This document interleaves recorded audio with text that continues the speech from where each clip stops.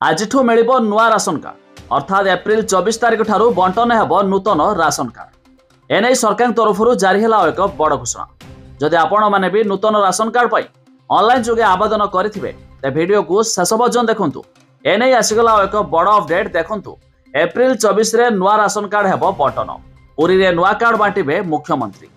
आसंतु संपूर्ण खबर जानिबा ता पूर्व वीडियो को लाइक करंतु, सब्सक्राइब करनथिले एबे सब्सक्राइब करी पाखर थिबा घंटी चिन्ह को दबाई दिंतु।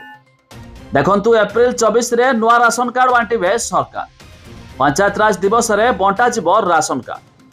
तबे पुरी रे नुआ कार्ड बांटिबे मुख्यमंत्री। पर्यायक्रमे 5,90,000 नुआ कार्ड बांटिबे सरकार।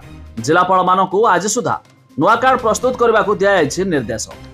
अन्यपटे एबे भी 25 लाख हिताधिकारी केवासी करनाहांती। सेमानकु जांच करिया पई ऑफिसर को फील्ड विजिट करी रिपोर्ट देवा को कहा जायछि। तबे रिपोर्ट आसीबा परे केउ हिताधिकारी अछंती किए नाहांती कटा जिवो। आ खाद्य जोगाण मंत्री कृष्णचंद्र पात्र एनै मध्ये सूचना दैछंती। जदि आपण माने मध्ये ऑनलाइन जुगे नूतन राशन कार्ड पई आवेदन करिथिबे तबे आपनको पई खुशी खबर। आज ठारो मिलिबाक हेउछि नूतन राशन कार्ड। खाली सेतिकि नुहे, जे माने मध्ये राशन कार्ड अछि सेमानकर नूतन नाम जोडिया पई आवेदन करिथिबे सेमानकर भी हेबो अप्रूव।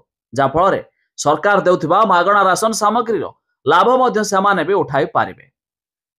तेबे अधिक जानिया पई वेबसाइट रो लिंक आमे डिस्क्रिप्शन रो देइछु, आपण माने जाई मध्य चेक कर दे पारिबे।